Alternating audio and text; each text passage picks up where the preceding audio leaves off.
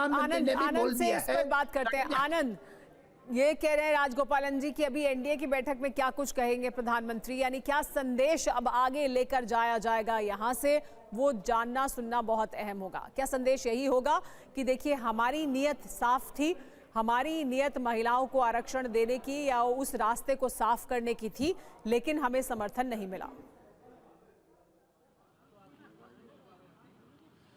जी देखिए, राजनीति में बहुत सारे ऐसे फैसले होते हैं, कुछ फैसलों से आपको श्रेय मिलता है और कुछ फैसलों से आपको राजनीतिक फायदा मिलता है।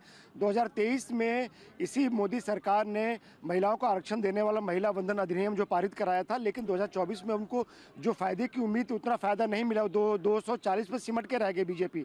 लेकिन यहाँ पे भले ही सरकार का ये बिल गिर गया है या गिर रहा है, लेकिन उनको यहाँ इसका राजनीतिक फायदा मिलने की उम्मीद है। और उनको उम्मीद है कि तमिलनाडु में अगर भले उतना फायदा ना मिले, लेकिन बंगाल में इसका को फायदा मिल सकता है। और बीजेपी अपनी इस कवायद में लग भी गई है। अभी कुछ देर पहले बीजेपी के जो राष्ट्रीय अध्यक्ष हैं और जो राज्यसभा सांसद भी हैं नितिन नवीन, उन्होंने बीजेपी के महासचिव और कई सांसदों के साथ बैठक की। उन्होंने आगे की रणनीति की बिल को अब किस तरह से उसको सबोटाज किया गया है विपक्ष की तरफ से, इसको किस तरह से जनता के बीच में लेके जाना है, खासतौर के तमिलनाडु और पश्चिम बंगाल के बीच में और बाकी जो दूसरे राज्यों के जो महिलाओं के बीच में कैसे लेके जाना है। कि मोदी सरकार तो महिलाओं को आरक्षण देने के बिल लेकर आई थी, लेकिन कांग्रेस ने अपोजिशन ने उसको गिरा दिया।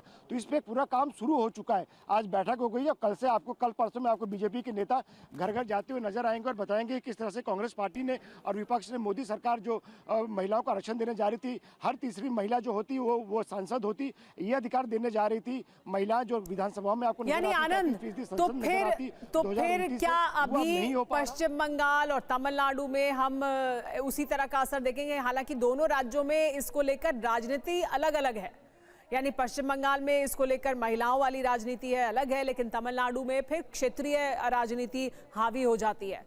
तो दोनों जगह तो फायदा नहीं हो सकता और दोनों जगह नुकसान भी नहीं हो सकता।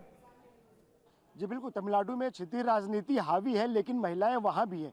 पार्टी की कोशिश ये है कि वहाँ की महिलाओं को ये समझाया जाए कि जो नॉर्थ बनाम दक्षिण का जो विवाद खड़ा किया जा रहा है वो गलत है, और महिलाएं वो भले उत्तर प्रदेश की हो या बिहार की हो, तमिलनाडु की या बंगाल की हो, उनको वही हक मिलेगा, समान हक मिलेगा। और बीजेपी यही रणनीति बना रही है। एनडीए की बैठक की बात हो रही है, एनडीए की बैठक में भी यही समझाया जाएगा, यानी कि पूरा जो एनडीए है वो जनता के बीच जाएगा, खास करके महिलाओं के बीच जाएगा, आधी आबादी के बीच जाएगा। उनको बताएगा कि इतना ऐतिहासिक कदम जो 2029 से महिलाओं को मिलने जा रहा था, फायदा मिलने जा रहा था, उसको किस तरह से राहुल गांधी ने, कांग्रेस पार्टी ने और उनके जो इंडिया गठबंधन के राजगोपालन जी इस पर कुछ कहना चाह रहे हैं, उनका पक्ष जान लेते हैं। आनंद, उनका पक्ष जान लेते हैं। राजगोपालन जी, आप सवाल उठा रहे थे, आनंद ने उसका जवाब दिया कि दरअसल सरकार ने एनडीए